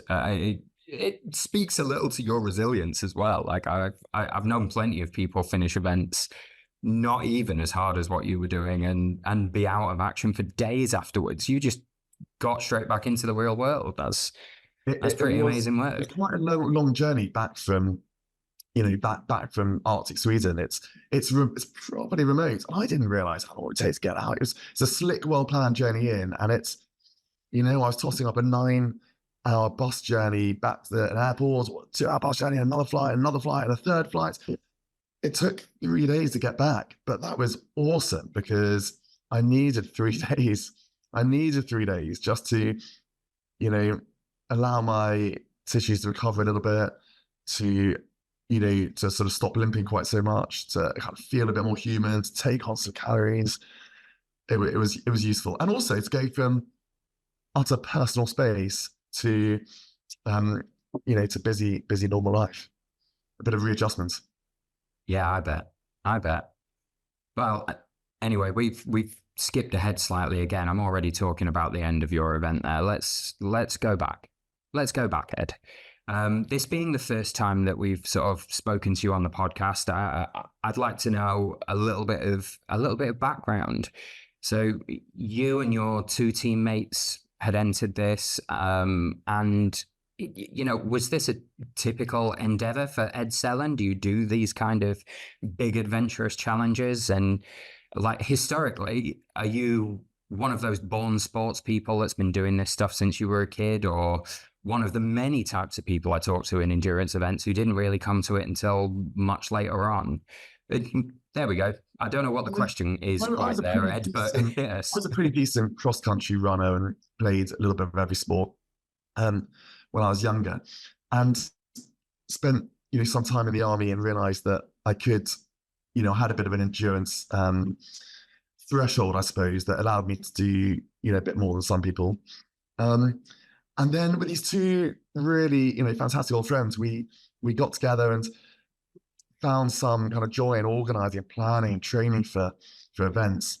And it started off with the odd ultramarathon, and what we really like doing is just getting away for one weekend a year, or a big event maybe every other year. And we're sort of moving towards the expeditions and away from the short, fast races. And that's where this race was great, because it very much was an expedition race. I think if you have people watching this who are interested in running the marathon to Sable on ice, then this is just not the thing. That other races exist. Yeah, this is not a mass participation sport for good reason. But what it is a proper adventure and a proper expedition, and that it's slow, it's steady, it's multi-skilled, and that's interesting. Yeah, you know what? I've been covering spine events for a good few years now, and I've done Beyond the Ultimate multi-stage events and stuff like that. I've seen long events before, but they've all been really in the area of ultra running, or at least endurance running, I guess. Not necessarily all that much running involved in some of the longest ones, but you know what I mean. And then this came up, and I think it was a bit of an eye-opener for me as well. Like, it was all well and good talking about it on paper as an expedition as much as a race, but it really gave me a window into what Phil had seen in his head right back at the start, and what he was trying to mimic in the UK with the spine race, which is genuinely, you are out there and you are pretty much on your own, and you've got much more to do than just physically enduring the miles that you're going through. You've got a lot to manage to keep yourself self-sufficient through that environment. And yeah, I mean, that management load is interesting, because you think about the other races. So the other two guys, so Angus and Barney, had been off a couple of years ago and raced along the Yukon, the full distance Yukon Arctic Ultra, which is it's a long way. It's further. It's longer. It's slower, but it's a different race. It's a race where every checkpoint is a sort of mini Disney World of support and hot food and a bubble of just intense assistance. And that's not what this is. We had a little bit of help here and there, but it wasn't that. I didn't go on that expedition. That was a colder expedition. But I think this one probably felt colder.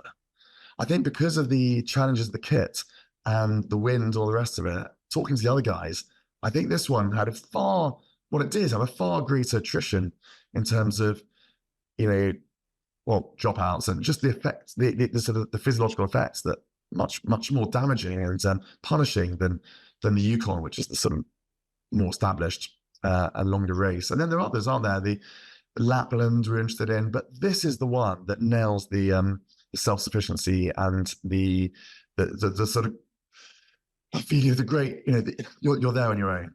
Of course you're not, but it really does feel like you're there on your own. Yeah. Well, Phil must be happy to hear you say stuff like that, because that's exactly what he had in mind. And what you went into in that first sort of 24, 36 hours in particular were, those temperatures were unbelievably low. And, lower than expected for the time of year. There'd been a massive, massive dump of soft snow across that whole section of the course in the days and week leading up to the event. The temperature was really concerning the week, 2 weeks before, where it got very warm, so close to 6 degrees. It was snowing. It could be wet. This could be even worse. It's wet. And then it sunk down, and that was good, we thought. Hitting in the sweet spot of sort of between -20 and -30, overshot a little bit. But for some reason, the effect of the cold just seemed worse than the absolute temperature would lead you to believe. I agree. And there were a few conversations behind the scenes about that as well. And that was either us, maybe we were all unrehearsed and unpracticed in those sort of temperatures, or it was the wind, or we had some bad equipment, or it was the fact that we were skiing and not running. I would love to talk more about that. I don't know what the answer is. No, I'm not sure I do either. So yeah, I'm sure that does stand up to a further discussion, but I'm not sure if anyone listening to this is after a half-hour podcast on just that note.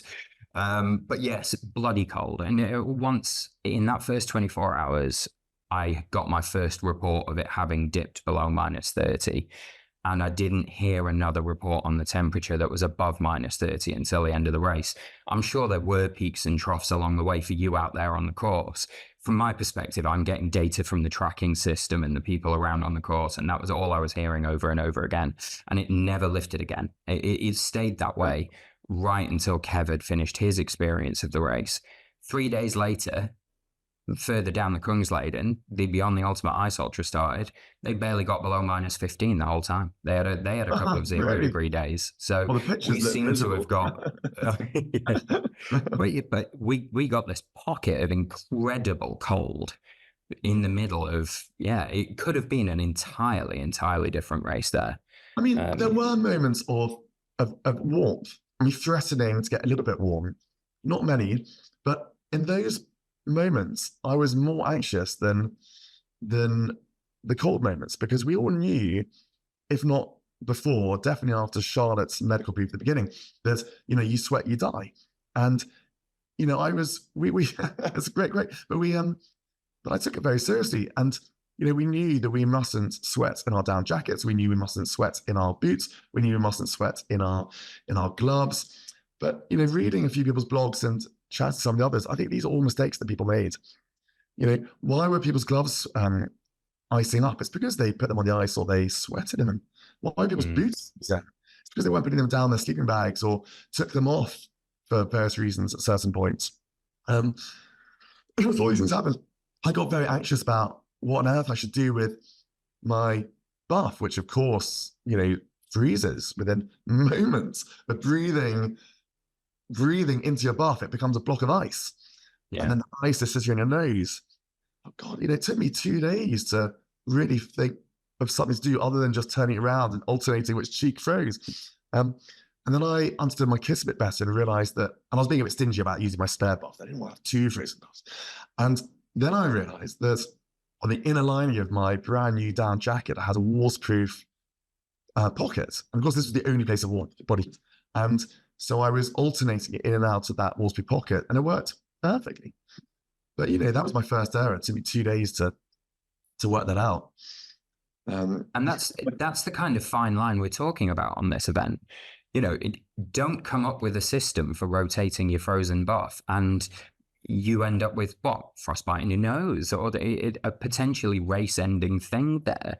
It's a tiny little admin issue. Barney's trouble that entered his race was largely frozen toes, and he, on the first night, took his boots off and put trainers on because his skins broke on his skis, and he wasn't getting any purchase. It was a big hill, and he was making better headway with trainers on. But actually, uninsulated thin trainers, perishingly cold in our toes, and we weren't generating enough heat to keep our feet really warm with those shoes. So that was pretty catastrophic. So we all had little things. I heard about one of the other guys, dropping his I was on the trail on the third night and came across a glove, and it was Kev's glove, all frozen in the ice. So I picked it up and got it back to him. And, I can't imagine how he managed with a frozen glove. So I think we all have these little learning curves. And that's what's going to happen with this race. We're all going to learn off each other, and, people will attend this race better prepared in the future, I'm sure. Oh, yeah. And that's natural. Look at the progression of the winter spine in the UK. That's gone from, it's almost impossible, who could possibly do this, to people knocking it off in under 3 days. And I mean, obviously there's a lot of factors in that, but over the year, each group of runners learns from the year before and has a bigger toolkit to bring with them as a consequence. So, you guys were the experiment. You were the guinea pigs, and everyone is going to be learning from what you learn. So you were saying earlier, you've been writing quite an extensive blog. I've done a fair bit of Nordic skiing in -30, and I know not to exercise in a down jacket. I know to not sweat in things. I know to stop and change your socks early. All these little things. But still, I still learn quite a lot. I bet. I think one of them, I mean, it did actually get quite cold. I was exercising. I had my down jacket on the go pretty solidly from the third day, which is something I thought was a bit of a no-go, but it did get pretty cold.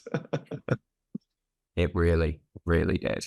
And so could you set the scene for us a little bit? Like, obviously, heading out of Abisko, there were a lot of options when it came to navigation there. People took some unconventional lines, I think would be fair to say. And then you are out into the national park there. You are suddenly away from Abisko and heading out into what? I mean, what was the trail like out there in that first section? And I'm thinking about that section sort of approaching Hut 1 and heading through towards Hut 2. What were the conditions like at that time? There were only 14 of us in the start, and what was astonishing was how quickly we separated. After the first maybe half an hour, that was it. The group had gone. We'd all separated out. Obviously, I was in a team, so that was difficult. And then, of course, we made quite a large error. But actually, we were told in our briefing to not rely too blindly on the GPS tracking on GPS because of the different trails, that we should, really where possible, just follow the stick markings with the big red crosses, and that's what we did.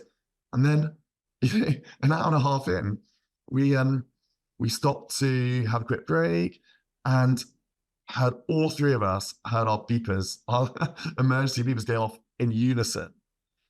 We thought, shit, what could this possibly be? And we were right next to a big tall post with a red cross on it. We knew we were on the path. And we all read out our emergency messages all at the same time. It said, not on path, retrace steps. So we checked the GPS, and sure enough, we were miles off the path. Half an hour off the trail. And what had happened is we didn't realize that there are lots of trails come out of Abisko, not just one. And some of them do this, but some of them do this. And there's the summer trail, the winter trail, and we need to be much more vigilant about our nav at the beginning, and just sort of following the Skidoo track and following a series of posts absolutely wasn't going to cut it. But we just, that was a difficult lesson to learn very, very, very early. So we were an hour behind, which we thought spelt disaster. But interesting, at that point, the cut-off's in place, and every reason to be concerned about that. Yeah, absolutely. That put the pressure on, which has implications. So that when things hurt a little bit late, saying, well, we're well drilled, we know when you need to sort of change a layer or something, you do it straight away. You don't just push on.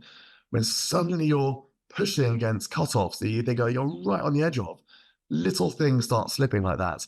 I haven't got time to stop and fiddle with my skins. I haven't got time to stop and have a meal. You start sort of taking little chances. And so that started an hour and a half in that process. And normally that's a sort of end final quarter process or a race. So that was the challenge.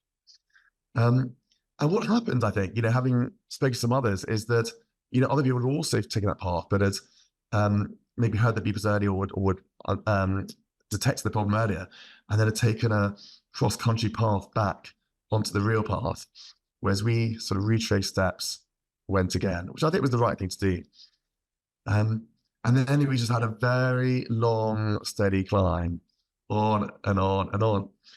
And it got dark, and God, I had a shameful, embarrassed, you would say, shameful moments where, I must have been tired.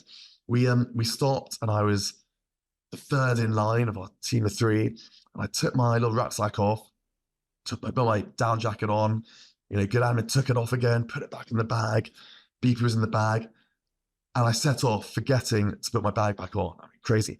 And I left the bag on the verge of the trail, and I only realized half an hour later, having climbed for half an hour. Oh. It was an absolute headshot. Oh God, yeah. I knew instantly what needs to be done. I knew that, there are pros and cons of working a team, and this is one of those cons where you cannot stand still and wait for your teammates. So set the other two guys on, and back I went. and I skied fast down the hill. 15 minutes later, I'd found the bag. A little bit anxious I might never find it. But it was exhilarating. And that was my first kind of solo venture. And as things worked out, it was not the last solo venture, but that got me quite excited, actually. And I caught up with him. And then we had this long, slow walk up to the hut, Barney with his boots off, shoes on. We were kind of drawn out as a team by that point. Heads were down, there were some sparkling lights up ahead, couldn't really assess the distance. We started to wonder whether we'd already missed the hut because it was just so much further, so much harder to assess the distance traveled. And then we arrived much later than expected, much more tired, much colder, a bit kind of drawn out as a team. That was tough. I bet. God, I bet. And I had no idea about you having to go back for that bag. That little story hadn't got back to me at all. Yeah, I can imagine how that felt. Now, you're going to have to remind me here, because I've just lost a point in the story, which is, where did you and your team separate? Was that the first or the second hut? Second. Okay. So by the time we got to the hut, we had passed the Exmoor mountain rescue team, and we heard that one of them was sort of shivering uncontrollably, and one of them was couldn't rewarm their fingers, and we didn't see them again, so they were out. We then passed the French, is it Malu? The French chap who had realised that the skidoo track that we were also eventually on was removed from the GPS track, and had made his own path through thick snow to try and find the Kungsleden Trail. Hadn't found it, and spent an hour, sort of digging around and traversing to and back, and had exhausted himself, found us, tucked in behind us a bit, and talked at that point about pulling his emergency beacon. And again, we didn't see him again. So when we got to the hut, by the morning, we found somebody else was warming their fingers up, had black fingers. Somebody else got 7 out of 14 had gone already. Yeah. Then we set off the next morning, sunshine, feeling great, thinking, well, we got a fast trail now, so we can only go downhill. But that downhill was not fast, because it was the thickest, most beautiful powder snow you've ever seen. But that on thin skis with a 30 kilogram pulk is not fast. In fact, it's even slower because you put it this. So we weren't able to make up the pace, and we overtook 2 more people, and suddenly we were kind of 4th, 5th in the field, and most of the field had gone. And we arrived at that second hut after nightfall, essentially in 4th place, with the first, in 3rd place. The first 2 people, Kev and Rob, having just left, and thinking, this is absurd. We are hours behind the cutoff. Relatively speaking, we're not doing badly, as we're still in it as a team in 3rd place. But Barney had frostbitten toes that he'd been suffering in silence from ever since that first climb. Angus, similar things with his fingers. And I had a decision to make, which nobody wants to make. There was Disney World closed door, which we weren't allowed through unless we were kissing goodbye to our race. Outside was a blizzard, and it was so cold that I didn't even fancy standing still for long enough to put my tent up.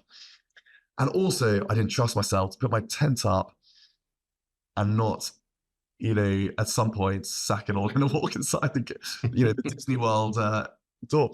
So I felt I had no option but to press on. 12 more kilometers to the next identified hut. But we went up for, had an hour's sleep in the last 2 days, and there was a blizzard, and I thought I could probably just gun it to the next hut. But the killer was I never found the hut. So what seemed like a good plan to just expend every last bit of energy at full speed, catching up, was a disaster because I never found it. Overtook Robbie in the snow, who was having a bit of trouble, told him about the hut, and on I went. And actually kind of did another 50 or so kilometers before stopping. Wow. And I remember seeing that you had moved on from the second hut. And I'm talking about hut 1 and hut 2 here, the 2 huts. There are many huts along the Kungsleden, and the organization that looks after them leave one door open and a space for emergencies, just for anyone who is crazy enough to be out there at that time of year. But we weren't manning all of them. It would have been a refuge for you, but you, at that stage of the race, it wasn't necessarily an official checkpoint or anything, but a refuge at least, somewhere you can stop and reset.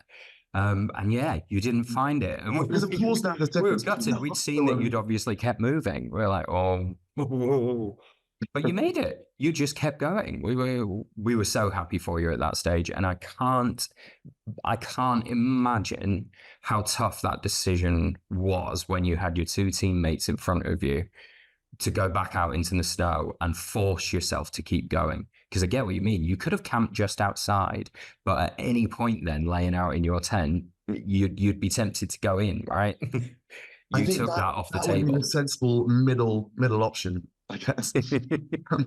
But you know, I sort of had Phil's voice in my ear, that whole kind of, you don't know what's in you, there's more in you than you think, all these kind of things. I knew that I did have a little bit more itch to scratch, and I also knew not to look beyond the next horizon. And for me, I studying the map and seeing there was this refuge cabin 12 kilometers ahead that was reachable. And you know, just to make it really clear to everyone that, you know, you have these proper man checkpoints, but you're not allowed inside them, or at least you're not allowed beyond the porch or anything with it inside them. But then there are all these other little huts with an open door, which are great. And, you know, they're not warm, they're as cold as being outside, but they, you know, they do offer a shelter and a chance to sort of fit up your kit. And, you know, sometimes they even have a great big wooden bunk bed on and a blanket on them. So they are, they do offer an opportunity if you, and they're not all en route, of course. So that, you know, they come with a quid pro quo. Or often just far enough off route that you can't see them in heavy snow, which is great. Yeah. And of course, every shadow from every tree becomes, in your mind, the corner of one of these huts. So they're really hard to see. Oh, my Lord. But, you know, push on you did. And all of a sudden, we had just you and Kev and the whole of the course ahead of you. And yeah, there you were gunning it towards Stora, which by the time this had unfolded for you on the course, that's where I'd gotten myself to sit and wait for you. But at what point in there did you get the message that cut-offs at Hut 2 are gone, cut-off at Stora is gone, just keep going, and you know, we will take it as it comes? Like, wait, when did the message actually get through to you that was the case now? I mean, probably hours after it was sent, but actually it didn't matter because I'd already made that. I'd made that mental transition. So on that second day, we knew we were never going to make, as a team, we knew we were never going to make that second hut by the time threshold. It was like 3 p.m. or something like that. So we arrived at 8 p.m. You know, there's no way in hell we're going to make it. So we talked about, what do we do about that? Do we pull off the gas a bit? Stop for brew, enjoy, actually look at the surroundings a bit more, spend as much time on the mountain as possible, rather than rushing in only to be pulled off the mountain. I felt quite strongly that that was not the approach we should take, and that we should only control sort of the things we could control. As in, we should look after our own race and move as fast as possible, and the cut-offs and all that kind of stuff, that wasn't our job, that was Phil's job. And, you know, if he wanted to bin us all off the race, then that's his decision, not our decision. And we shouldn't be part of that. And that turned out to be good because it took all the pressure off me. And I carried that through the race. I was completely uninterested in the cut-offs from that moment on. I knew they were going to change. And if they didn't, well, I just wanted as long on the hill as possible. You know, I mean, that's why I signed up, right? I signed up for this because I wanted a week away, 6, 7, 8 days, doesn't matter, like a week away in a kind of Arctic wilderness environment, pushing myself mentally, physically, challenging myself with my teammates, with strangers, experiencing that great big kind of Arctic tundra unknown. Massive parts of this race were unknown. You know, there was no blog to read. This was not a great big, massive commercial event. And, you know, this is what I wanted. And if I could just stay out there and I knew also that Phil wanted that of us as well. I knew that he wanted us to enjoy a week or so out on the trail, enjoying the Kungsleden. Well, I'm so glad to hear that. And your attitude there was what we were all hoping, sitting just distant from you in those checkpoints. And, you know, there were obviously a lot of conversations happening about, well, go on, what are we going to do with these cutoffs? How is this race going to function going forwards? And there was no hesitation from Phil once it became obvious what was going on. Right, well, we close the rule book and we react to what's happening in front of us. And you hope that you guys were just going to keep moving forwards, because we also knew we could inform you immediately, in the sense that we could send those messages immediately, but there would be a delay until you received them. That was the nature of the satellite comms. So we really hoped that you would see it the way that you did, and you absolutely did. The worrying about the structure of the race is their problem. My problem is being self-sufficient, keeping moving, and carrying on managing myself and doing what I set out to do, which is covering miles as quickly as I comfortably can. And actually, even checking those, the little sort of messages was a nightmare, which has to remove your outer gloves, maybe also your middle layer gloves, and then you had to sort of type this thing like an old Nokia phone, which took maybe 2 minutes to type a message, just say, acknowledge, I'm still heading south or something, and your hands would get cold. So we didn't want too much, external intervention, really. No, we were well aware of that. But yeah, no, fantastic. I mean, the attitude you showed there, I think Phil would be proud. That was exactly what he hoped for. So the other thing that I sort of thought about as we as just doing that sort of up and down, sort of mental up and downness towards the end, was what I now call the Sellon misery curve of endurance events. Sorry, I'm just in an interview. And I'll just tell you a little bit about what that is, if I may. So I always used to think about, with these endurance events that, think of a graph with the pain about increasing with time. But what I've realized over the course of this exercise is that it does this, right? So there are times where you feel really miserable. And if you project that into the future, you might incorrectly believe that it's only going to sort of extend beyond your sort of limit of tolerability. But of course, it doesn't do that, does it? You sleep a little bit, you eat a little bit, it comes down, it goes up, it goes down. And then you settle into the race, and the whole gear change sometimes just comes down one. And actually, I felt an awful lot better on day 6 than I felt on day 1, in a way. Yeah, no, that's really interesting. It wasn't an order of magnitude worse. So the misery curve is completely unpredictable, and and follows this sort of curve. It basically looks like your heart racing when you're going a bit too fast. Amazing. Yeah. And there's no way of preparing that without preparing for that without having experienced it, really, or at least experienced a slice of it. Because it's not like that with with a 100-kilometer race, a 1 day, a 2 day race. Things just only get worse with time. You just get more tired. And that's the whole thing about long-term versus short-term decision making. So, my teammates made excellent long-term decisions to finish their race when they did. And, they were the correct decisions, and they made them with impressive clarity and confidence.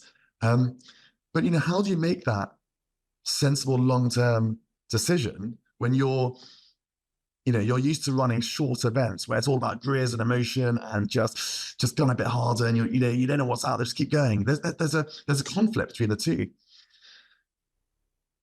Wow. No, that's absolutely fascinating. I think we're going to need a book or at least a podcast on this sort of stuff as well at some point. But just to draw us into the sort of next stage of the race a little bit for you, it became then, I don't suppose I knew exactly that you were definitely going to stop when you got to, the end of the Challenger course, but we heard eventually that that's what you were going to do. And we obviously had a conversation about it at Stora, which would be the CP1. But the version of you, from my point of view, you came in Stora and you were a bit uneasy. You were like, I don't know if I'm going to keep going. I don't know if I'm going to sleep here. I'm not sure. And you'd expressed some concern to me about, I haven't got my teammates anymore. And we were all working together to manage all the admin. And now I've got to do it on my own. And then you decided to carry on away, camped out that night. And when I saw you the next morning, which was probably only 7 or 8 hours later after sunup, the person who came out of that tent just looked ready for anything. And I don't know if you'd proven something to yourself by just having that night out there on your own, but from that point onwards, there was no more doubt in my mind that I was going to see you at that Challenger finish line. And I'm sure it was a different experience inside it, but that the version of you I saw get out of that tent in daylight after CP1 and head off again, I was like, yeah, Ed's going to be fine. We don't need to worry about him anymore. He is just going to keep moving. Is that how it felt from within? Yeah, I mean, I'd had a pretty generous sleep then. Before then I barely slept, and I probably overslept, to be honest. I don't know what I had, like 3 or 4 hours sleep, and treated yourself. Yeah, it was a proper treat, but it worked. It gave me what I needed. Remember, how much sleep do you need? This isn't a 3-day event. This is an 8-day high calorific, event. I think sleep is required on this event. But anyway, I needed that to reset my horizon because I'd been so focused on just reaching Storey Mountain Lodge. That's the only thing that mattered to me. And I need that moment. And when we were in Storey Mountain Lodge, it was all, everything, sensory overload. We were speaking in an interview, we were quickly eating. I forgot to do a lot of the admin stuff that I'd meant to do. It was all a bit of a whirlwind. I quickly decided I was going to carry on going. Of course, the sensible thing would have been to have slept there outside the lodge and then replenish my water and then gone. But I also knew that psychologically, I had to break down that 90-kilometer next leg, just chip 10K off it. I knew that I had to know that I was off. I just felt that had to happen. And I thought I could easily do. At that moment, I was so excited. I thought I could do on the 10, 15K. As it happened, I managed like half an hour or something. I managed nothing. And I was sort of delirious and swaying. I kept sort of falling over with tiredness in the snow. I thought, this is ridiculous. I can't. I tried to listen to something to keep me going, but I couldn't focus on what I was listening to. And I just had to put my tent up. I didn't even bother dig out a hole. It was soft snow. I just balanced my snow on my tent on soft snow and kind of crawled into it so I didn't sink. But it worked. It did. You look like you'd had a night in a 4-star hotel. And then of course Kev, who is well known for his lightning quick, super efficient turnarounds, it turns out he was only around the corner in front of me. Yeah, you were only a kilometer or two apart at that point, and it kind of stayed that way for a long while after that. Which I have to say, our safety teams and the mobile SAMI team and stuff were pretty pleased about that. They could just form a bubble around the two of you and move along the course with you. Techniques, I was very, I stopped for much longer and then sort of, progressed at a faster pace. And Kev was slow, steady, but he just never stopped. Really, never stopped. Yeah. Relentless. Yeah. Incredible. Look, I did say I wasn't going to keep you for more than 30 minutes for this interview, and I've not kept my promise on that already. So I will, come towards winding up shortly. But we've sort of talked about some of the nitty gritty here, some of the concerns and problems involved with a very, very difficult race like this. It's beautiful out there, though. And that was easy for me to say, standing behind the camera and only going out for, a little while here and there in only cold weather kit. But did you at least get to experience that aspect of it out on the course? Because what I saw out there was just stunning. Yeah, and it was really changeable as well. So much. I mean, I think the 60, 80 minutes or whatever I slept in the first 2 days coincided precisely with the with the Northern Lights. and the sky was vast and it was beautiful. But then at night it was completely featureless apart from the great big sky. I mean, it was beautiful, and the Kungsleden is iconic for a reason. It really is like nowhere else. I think I'll ever go. It's quite special.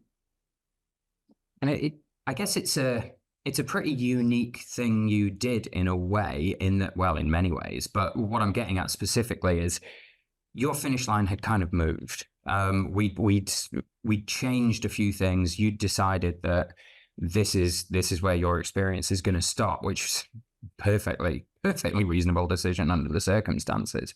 So how did it feel crossing that finish line? Like it should have felt, and I hope it felt like any other finish line, because what you'd done was absolutely tremendous. But what was it like for you? So it was an odd one, really, because I was very keen to finish at a finish. I didn't really want to, just count going and then have a skidoo come up and go, sorry, mate, time's up. You had your 8 days, we're all going home. And I thought, well, that could easily happen here. I wanted a proper finish to race in somewhere fast and feel like, I've done it. And so that was part of my thinking behind finishing my race at the Quick Rock, at the Challenger finish. I knew, so this was a sort of morning of day 6. I knew that an extra 90k and 48 hours to get to the next checkpoint was on the sort of fringe of what was going to be possible for me. As in, I'd done almost that distance the previous 48 hours. It was nearly possible. Possibly it was possible. But I desperately didn't want to, but even that wasn't the finish, really. The finish was another... That was CP3. 500k or something, whatever, another 150k beyond that. And at that point, I didn't know that the finish line was going to come up to that point necessarily, because that decision was made afterwards. That wasn't, it wasn't a huge surprise, but it felt like I had 6 days out on the mountain, an exhilarating time. I got what I needed from it, basically, and I had a natural finish point. So I think I still think that was the right decision. Oh, I completely agree. And it was a unique experience from our point of view as well, in that we had pushed the rule book off to one side. We're going to, whatever happens going forwards now, we are building an experience around the runners that we've got. And it felt absolutely the right thing to do from our side as well. There wasn't a single split second of hesitation from Phil when we asked him, are we giving Ed a medal here? Is this his official finish? Phil was like, God, yeah, absolutely. It's like, absolutely, I am putting a medal around his neck. And there was no real thought or debate on that once it came up. It was just done deal. Ed gets a medal. Yeah. No, I'm so glad. It would have felt quite empty too. Yeah, I bet. In the lead, but lost.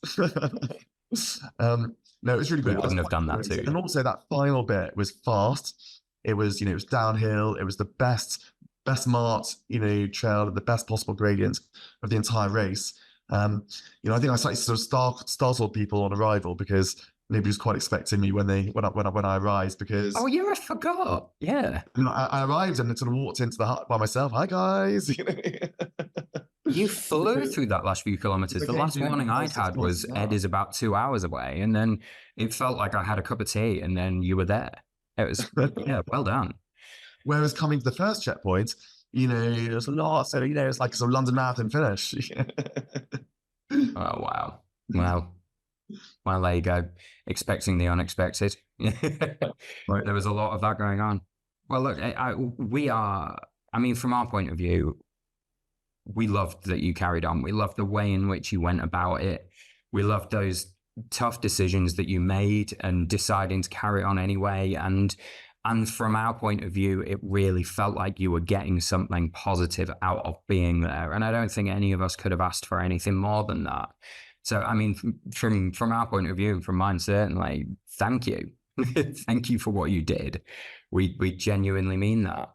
I thoroughly enjoyed your experience, if that's not a weird thing to say. I feel the same way, actually. I think the Spine team, I don't know how you managed to build the team, but the team of medics had a really sort of great balance, really trying to sort of support. They weren't trying to pull people off. They were really trying to sort of keep people on in the race as far as it was safe to do so. And I think we all had trust in them to do that, which felt great. And then, the Sami guys were just incredible. They are. They came by, told me off for not wearing my goggles because I had a white nose, and they were absolutely right. I then went into the storm and was so grateful that I had my goggles on. Little interventions like that, they were great. They knew the trail. They knew they had so much experience in the backcountry there. You know, the media team, you know, yourself and, you know, colleagues, it was great, you know, just having that superb footage, some aerial footage from some drones, and, you know, keeping us on our toes with interviews. Yeah, sorry about that. I do feel guilty about doing my job sometimes. Stuff to record and, you know, help people with in the future. Yeah, well, I certainly hope so. Well, look, Ed, I'm going to let you get back to your day now. But I just want to say thank you very much for chatting to me today. It's been really interesting. And yeah, you mentioned earlier that you were working on a blog about this at the moment. I'm really looking forward to that. So make sure to let me know when you've done that. And I'll make sure we share that out as well, so that people can really get the detailed version of what your experience was like. So thanks very much, and congratulations again, buddy. It's been a great pleasure. Thanks, Will. Bye-bye. Bye-bye.